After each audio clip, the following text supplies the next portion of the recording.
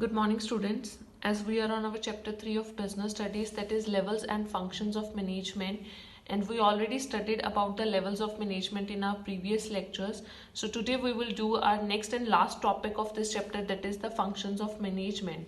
Basically, functions of management are also known as the process of management, the elements of management, or how the management works or what management carries. So basically, let's start with the functions of management concept. See, the main aim of management is to achieve the organizational goals while using the organizational resources most effectively. That means हर तरीके की management का main purpose क्या होता है, किसी भी तरह की चीज को मैनेज करने का पर्पस क्या है, ताकि जितने भी ऑर्गेनाइजेशन के मोटिव्स हैं, गोल्स हैं, वो हम अचीव कर लें, जितने भी रिसोर्सेज हमारे पास हैं उनको प्रॉपरली यूटिलाइज करके. So in order to achieve the goals, अपने गोल्स को अचीव करने के लिए हम क्या करेंगे, मैनेजमेंट. एंड मैनेजमेंट के अंदर हम कौन से फंक्शंस परफॉर्म करते हैं, like planning, organizing, staffing, directing and controlling. So basically these are the functions of management. First one is planning, second is organizing, third is staffing, fourth is directing, and fifth is controlling. The fourth function of management, directing, also consists of 4 sub components, that is supervision, motivation, leadership and communication. So in your business studies syllabus ये सारे जितने भी functions of management हैं ये आपके अलग अलग unit से कंप्राइज्ड हैं इन द फर्दर बुक, जो कि हम आगे करेंगे. So in today's lecture we will only cover up the meaning of these 5 terms. So let's start with the first one, that is planning. What is planning? Planning simply means किसी भी चीज के बारे में प्लान करना. Plan means जब भी हम फ्यूचर के अंदर कोई भी काम करना शुरू करते हैं तो उस चीजों के बारे में हम पहले से प्लान करते हैं, that is planning. For example, आप अपने एग्जाम्स के लिए पहले से टाइम टेबल प्रिपेयर करते हो, again that is a plan. Planning is the determination of a future course of action to achieve a desired result. किसी भी रिजल्ट को अचीव करने के लिए, जो हमने फ्यूचर के अंदर कोई भी काम करना है उसके लिए हम पहले से कुछ ना कुछ क्या करते हैं, planning. It is defined what should be done, how it should be done and who should do it. कोई भी काम है उसको कब करना है, कौन उस काम को करेगा, किस तरीके से वो काम होगा, कहाँ पे वो काम होगा. सो इन सब चीजों के बारे में जजमेंट करना is known as planning. So planning predicts problems a business might come across and formulate strategic plans to deal with them as and when they occur. Planning जितनी भी बिजनेस के अंदर प्रॉब्लम्स आने के चांसेस होते हैं उनको सॉल्व करने के लिए हेल्प करता है, और हम कुछ पहले से ऐसे स्ट्रेटजीज प्लान कर सकते हैं जिनसे वो सारी प्रॉब्लम्स क्या हो जाए, दूर. See, let's do it with an example. For example, every business decide about product, the market it would focus, whether it would produce और ट्रेड. सो हर बिजनेस के अंदर कुछ ना कुछ प्लानिंग होती है. आपने किस पर्टिकुलर सेगमेंट के ऊपर अपना सामान बेचना है, किस पर्टिकुलर मार्केट में बेचना है, किस तरीके के प्रोडक्ट को, एक सिंगल प्रोडक्ट, एक से ज्यादा प्रोडक्ट्स को सोल्ड आउट करना है, किस मार्केट के अंदर करना है, आपने खुद सामान बनाना है या फिर बना बनाया लेके आगे बेचना है. सो ये बहुत तरह के अलग अलग डिसीजंस होते हैं. इन सभी डिसीजंस के बारे में स्टडी करना या इन सभी डिसीजंस के बारे में कुछ ना कुछ फ्यूचर के लिए प्लान करना इज प्लानिंग. सो प्लानिंग जब हमने कर ली तो हमारा जो अगला फंक्शन आता है मैनेजमेंट के अंदर, that is known as organising. Organising simply होता है कि चीजों को उनकी सही जगह पे बांटना, जो भी लोग उस काम को करेंगे उसकी अथॉरिटीज डिफाइन करना, रिस्पॉन्सिबिलिटीज डिफाइन करना, ये सारी चीजें प्रिपेयर करना. So organising, it organises human and physical resources. एक बिजनेस के अंदर जितनी भी मैन पावर, ह्यूमन रिसोर्सेज हैं और जितने भी physical resources like material, machinery, money, इन सबको इस तरीके से ऑर्गेनाइज किया जाता है या प्रॉपरली इनको अपनी प्लेसेस दी जाती हैं. जो हमने प्लानिंग स्टेज पे चीजों के बारे में सोचा था, यहाँ पे उनको अल्टीमेटली रियलिटी के अंदर हम ले आते हैं. तो यहाँ पे हम बेसिकली किसके ऊपर काम करते हैं, ह्यूमन एंड फिजिकल रिसोर्सेज के ऊपर. इसके अंदर जो चीजें आती हैं लाइक काम को बांटना, लोगों को अपनी ड्यूटीज असाइन करनी, अथॉरिटीज होता है पावर्स डिफाइन करनी, रिस्पॉन्सिबिलिटीज उनको उनके काम के लिए जिम्मेवार बनाना, एंड जितने भी काम के लिए रिक्वायर्ड रिसोर्सेज हैं वो सारे उनको देने.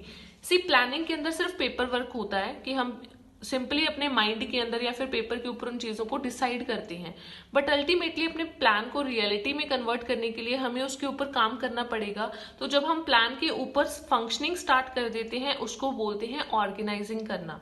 एंड ऑर्गेनाइजिंग के अंदर हम सिर्फ एक ऑर्गेनाइजेशन का स्ट्रक्चर बनाते हैं. स्ट्रक्चर बनाने से यहाँ पे क्या मतलब है कि टॉप लेवल कौन होगा, उसके नीचे कितने डिपार्टमेंट्स होंगे, डिपार्टमेंट्स के अंदर कितने सब हेड्स होंगे, उसके अंदर कितने कितने एम्प्लॉयज काम करेंगे. सो यहाँ पे जैसे एक एग्जाम्पल एग्जांपल है, कहते हैं एक ऑर्गेनाइजेशन के अंदर जनरल मैनेजर है और 4 डिपार्टमेंट्स हैं, so that is the organising. यहाँ पे हम सिर्फ पोस्ट को बनाते हैं, जो पोस्ट हमने बनानी है ऑर्गेनाइजेशन के अंदर, और उस पोस्ट के ऊपर उस पर्सन की कितनी पावर होगी, उसकी कितनी रिस्पॉन्सिबिलिटीज होंगी, उसके अंडर कितने लोग काम करेंगे, उसके ऊपर कितने लोग काम करेंगे, ये सारी चीजें हम डिफाइन करते हैं। एग्जाम्पल देखिए, कहते production department is responsible to not only produce good. कहते प्रोडक्शन डिपार्टमेंट का काम है सिर्फ गुड्स बनाना नहीं है, बट उसकी क्वालिटी को भी मेंटेन करना है। सो एक जो प्रोडक्शन मैनेजर होता है, मतलब जो प्रोडक्शन डिपार्टमेंट का हेड है वो प्रोडक्शन मैनेजर है, तो वो सारे रिसोर्सेज को ऑर्गेनाइज करेगा, अपनी रिस्पॉन्सिबिलिटीज के बारे में देखेगा, जितनी भी उसने आगे पावर देनी है अपने अंदर जो काम कर रहे हैं उसके अंडर लोग, उनको वो पावर देगा, और अपने डिपार्टमेंट की सारी रेगुलेशंस को वो क्या करेगा, कंट्रोल करेगा, ताकि जो टारगेट्स हैं वो अचीव हो सके। थर्ड कम स्टाफिंग। यहाँ पे हमने स्ट्रक्चर बना लिया कि हमारे बिजनेस के अंदर 3 टॉप लेवल मैनेजर्स हैं, उसके बाद 4 डिपार्टमेंटल मैनेजर्स, आगे 10 एम्प्लॉयज, वर्कर्स। ऐसा सारा जब हम स्ट्रक्चर बना लेते हैं तो उस स्ट्रक्चर या फिर उस ऑर्गेनाइजेशन के अंदर उस पोस्ट के ऊपर हमें किन लोगों की जरूरत होती है, पर्सन्स की या फिर एम्प्लॉयज की काम करने के लिए। तो जो हमारा नेक्स्ट फंक्शन आता है that is staffing. Staffing simply mean staff. एक बिजनेस के अंदर जो ह्यूमन रिसोर्सेज की हमें जरूरत है उनको बिजनेस के अंदर लेके आना। It involves recruiting people with right qualification and experience for the right job at the right time. सही जॉब के ऊपर सही टाइम के ऊपर एक सही पर्सन को लेके आना जिसकी जो क्वालिफिकेशन और एक्सपीरियंस दोनों जॉब की पोजीशन के बराबर हों। इसके अंदर हम एम्प्लॉयज को सिलेक्ट करते हैं और उन्हें ट्रेनिंग एंड डेवलपमेंट ऑप्शंस देते हैं। एग्जांपल देखिए, for example a school appoints those persons as teachers who have adequate qualification and experience to teach the specific subject to specific age group। हमेशा school उन्हीं persons को appoint करता है as an teacher जिनके पास उस particular subject या stream की proper knowledge हो, क्वालिफिकेशन हो, एक्सपीरियंस हो, और वो उस पर्टिकुलर सब्जेक्ट को टीच कर सके with in a specific age group. So अब fourth function is directing. Directing simple होता है डायरेक्शंस देना। इसके अंदर 4 मेन कंपोनेंट्स आते हैं। इसके अंदर instructing, guiding, communicating and inspiring people.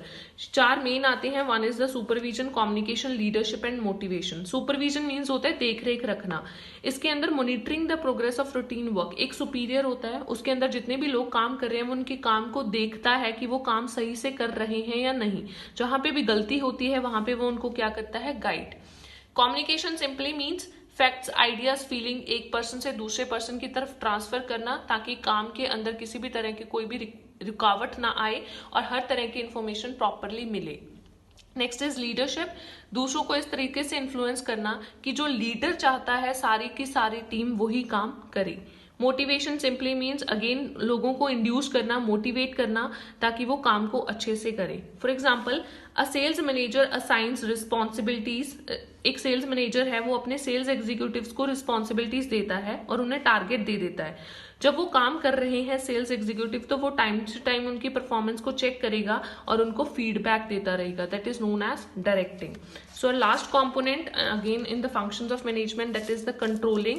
Controlling simply होता है कि कंट्रोल करना पूरे के पूरे मैनेजमेंट प्रोसेस के ऊपर। It refers to bringing actual result to closer to the desired result. Actual जो असल में हुए हैं, डिजायर्ड जो हमने सोच रखे हैं, तो दोनों का जो गैप है वो बहुत ही कम हो। मतलब काम इस तरीके से होना चाहिए कि जैसा हमने सोचा है वैसा ही एक्चुअल में काम हो। It monitors the performance of employees at all levels. Her level के एम्प्लॉयज की ये काम की परफॉर्मेंस को चेक करते हैं। It compares the actual with the set standards. जो हमने पहले से स्टैंडर्ड सोचे हैं कि एक दिन में 100 यूनिट्स प्रोड्यूस करनी है तो उसको एक्चुअल के साथ प्रोड्यूस करना कि एक दिन में 100 हुई हैं या नहीं, ताकि टाइम पे हम करेक्टिव एक्शन ले सकें। Again example, Production had laid the standards for quantity of raw material to be used and time for production once the work starts।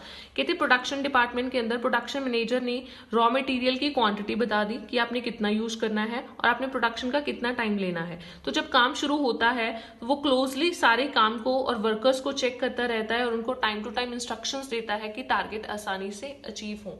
So this is the 5 steps of functions of management, जो कि आपकी आगे syllabus के अंदर अलग अलग units बन जाएंगी जहां से आपको और भी ज्यादा क्लियर हो जाएंगे ये सारे topics. So with this lecture will just completed our chapter 3 of business studies. Thank you students.